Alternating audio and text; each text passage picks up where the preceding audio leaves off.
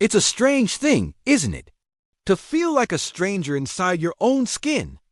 To move through the world in a body that keeps the score, in a mind that plays tricks on you, turning memories into ghosts and futures into minefields.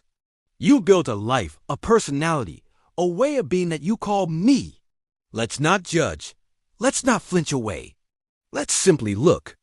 Let's illuminate 10 subtle signs that what you call your personality might, in fact, be the echo of a past you had to endure, the one who figures it all out on their own. People admire this about you. They call you strong, resilient, capable. And you are. But where did this strength come from? Look closer. It wasn't forged in victory. It was forged in absence. You learned that relying on others was a dangerous gamble. You learned that the hand reaching out to help could just as easily be the hand that hurts. So you became your own bedrock, your own savior. You learned to parent yourself, to soothe yourself, to provide for yourself, because the alternative was a void. This isn't just a preference for solitude. It's a deep-seated survival mechanism. The thought of true vulnerability, of placing your well-being in someone else's hands, doesn't just feel uncomfortable, it feels like a threat. It activates a primal alarm in your nervous system that screams, "Danger! You are the only one you can trust." Your personality becomes a fortress, magnificent and strong, but a fortress nonetheless. And sometimes, even you forget that you're the one who locked the gates. But sometimes, in the quiet moments, in the space between breaths, a question whispers from the depths, "Is this really me? Or is this just the armor I was forced to build?" This isn't a story about what's broken. It's a story about what was built to survive. It's about the beautiful, intricate, and often painful ways we adapt to the unbearable. You say, "I'm sorry," when someone bumps into you. You apologize for taking up space, for having needs, for feeling your emotions. This isn't just politeness.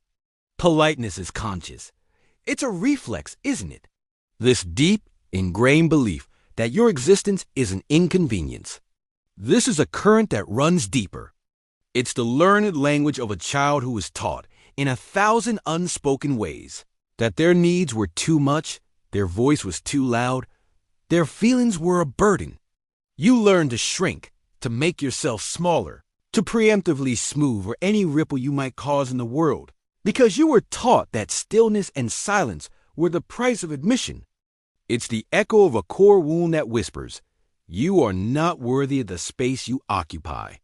And so, your personality becomes one of perpetual accommodation, a soft, apologetic dance to avoid ever being seen as a problem again.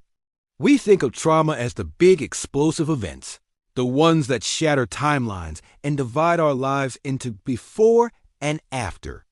But often, trauma is quieter. It's the slow drip of neglect, the subtle chill of emotional absence, the constant, humming anxiety of a home that was not a sanctuary. And over time, these quiet wounds don't just leave scars. They shape the very architecture of who we become. They weave themselves into the fabric of our being until the coping mechanism is mistaken for the character. The survival strategy is mistaken for the soul. You are the reliable one, the one who never asks for help. So, let's walk together, you and I, into that gentle, quiet space. The first sign is a constant, low-level hum of apology. The second sign is a fierce, almost compulsive independence. Then, there's the third sign. You are a human chameleon. You have an uncanny ability to read a room, to sense the emotional temperature, to understand exactly what the people around you need you to be. And you become it.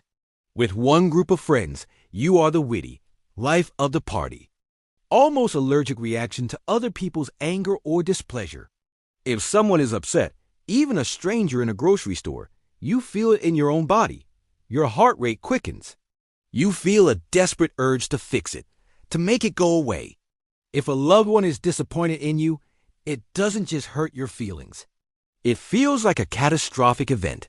It feels like annihilation. This is the echo of a world where another person's anger was a direct precursor to pain, be it emotional or physical. Your brain, in its brilliant attempt to protect you, create a powerful association. Anger equals danger equals I am not safe. It's not a thought. It's a physiological reality. Your amygdala, the brain smoke detector, goes into overdrive. It doesn't differentiate between the loud sigh of an impatient partner and the terrifying rage of a caregiver. From your past, it just screams fire. Your personality, then, is shaped around this core imperative. Avoid conflict at all costs.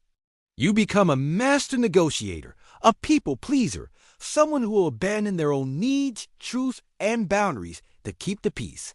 Because in your body, peace is synonymous with survival. With another, you are the deep, empathetic listener. With your family, you are the peacemaker, the invisible glue holding everyone together.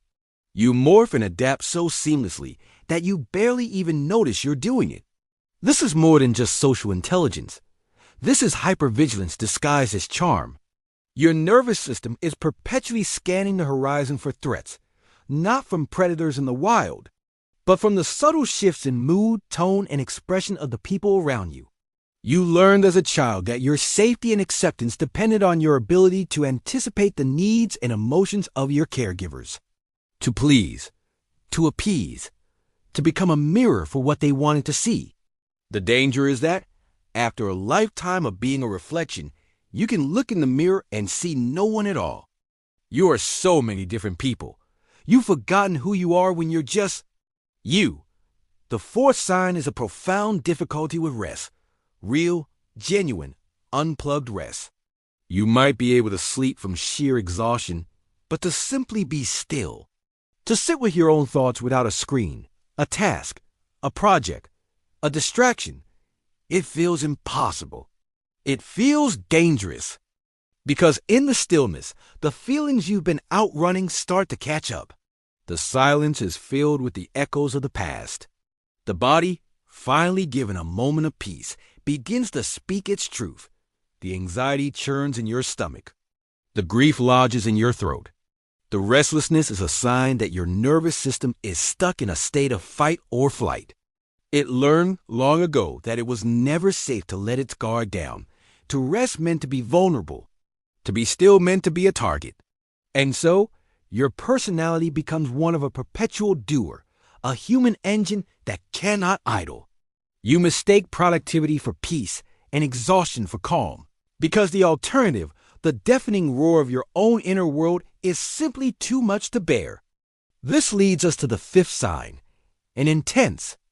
The sixth sign is a strange relationship with memory. Perhaps you have huge blank spots in your childhood, entire years that are just a fog. Or maybe it's the opposite. Maybe you remember things with a startling, cinematic clarity, as if they happened yesterday. You look at others laughing, connecting, moving through life with a sense of ease, and you feel like you're watching a foreign film without subtitles. You feel like you missed a memo on how to be human. This isn't arrogance, and it isn't low self-esteem in the traditional sense. It's a profound sense of alienation. Trauma isolates. It convinces you that your experience is shameful, singular, and that if anyone knew the real you, they would run. This feeling of being other can shape your personality into that of a lone wolf, an observer on the sidelines of life, never truly feeling a part of the pack. You might be surrounded by people, but you feel utterly, achingly alone. You've learned to live behind a pane of glass, able to see the world but never truly touch it, never truly letting it touch you. Both are signs of trauma's touch. Not guilt. Guilt is, I did something bad. Shame is, I am bad. It's a toxic, corrosive feeling that whispers you are flawed, broken, unworthy of love and belonging. This shame often has no logical source. It just is. It has the emotional residue of a childhood where you were blamed for things that were not your fault. A child's brain is egocentric. It has to be. When bad things happen, it logically concludes, it must be because of me. I must have done something to deserve this. That shame becomes a part of your identity. It shapes your personality into one of self-sabotage. You might shy away from opportunities because deep down, you don't feel you deserve them. You might tolerate poor treatment in relationships because it confirms that core belief of unworthiness. Shame is one of trauma's most insidious legacies, the invisible anchor that keeps you tethered to the past. The brain, in its infinite wisdom, sometimes tucks away memories that are too overwhelming to process. It's an act of self-preservation. This is dissociation. It's not that the memory is gone. It's just been filed away in a deep, inaccessible vault to protect the conscious mind from being completely overwhelmed. On the other hand, a brain marinated in trauma can also lock onto threatening memories, replaying them over and over, trying to find a way to make them make sense, to find a different outcome. These aren't just memories. They are flashbacks, emotional, and sensory replays that can hijack your present moment. So, your personality might be one of someone who seems forgetful or spacey, or conversely, someone who seems stuck in the past, unable to let things go. But it's not a character flaw. It's the brain's desperate attempt to manage the unmanageable. And then, the seventh sign. You feel everything so deeply. Or you feel almost nothing at all. There's no middle ground. You are either a live wire of emotion, moved to tears by a song, raging with injustice at a news story, feeling the joy of a friend as if it were your own, or you are numb, a vast, empty, disconnected space where feelings should be. This is about emotional regulation. A child learns to regulate their emotions through a process called co-regulation with their caregivers. When a baby cries, a parent soothes them. When a toddler is frustrated, a parent helps them name the feeling. This back and forth teaches the child developing nervous system, how to handle big feelings, how to ride the waves without drowning. When that co-regulation is absent, or when the caregiver is the source of the distress, the nervous system doesn't learn how to build those internal brakes. So as an adult, emotions feel like tsunamis that threaten to pull you under. Or, as a defense against that overwhelm, the system just shuts down. It blows a fuse. Your personality becomes one of too much or not enough. The overly sensitive artist or the cold, detached intellectual. Both are just different sides of the same traumatized coin. The eighth sign is a persistent feeling of being fundamentally different from other people. The ninth sign is a chronic, underlying feeling of shame. Finally, the 10th sign. A quiet, desperate, and often hidden yearning for rescue. Even if your personality is one of fierce independence, even if you are the fortress, there is a small, hidden part of you, the child within, who is still waiting. Every one of these traits, every one of these so-called personality flaws, was a brilliant adaptation to an impossible situation. Your apology was a plea for safety. Your independence was a declaration of self-worth. Your chameleon-like nature was the artistry of a survivor. Sometimes, just speaking our truth into a shared space can be the first step towards feeling less alone. And if you'd like to continue this journey with us, please consider subscribing. Thank you for being here. Be gentle with yourself. Your restlessness was a refusal to be caught off guard. Your fear of conflict was the wisdom of someone who knows the cost of war. Your memory is a map of where you've been. Your emotional world is a testament to the depth of your capacity to feel. Your loneliness is the echo of a connection you always deserved. Your shame was never yours to carry. And your yearning for rescue is the enduring, beautiful pulse of hope. Waiting for someone to see through the armor. Waiting for someone to understand the language of your pain without you having to speak it. It's about integration. It's about walking back to those younger parts of yourself, not with judgment, but with the compassion you always deserved. It's about looking at the fortress you built and saying, "Thank you. You kept me safe, but the war is over now. You don't have to stand guard anymore." It's a slow, gentle process of teaching your nervous system that the world is, in fact, safe now.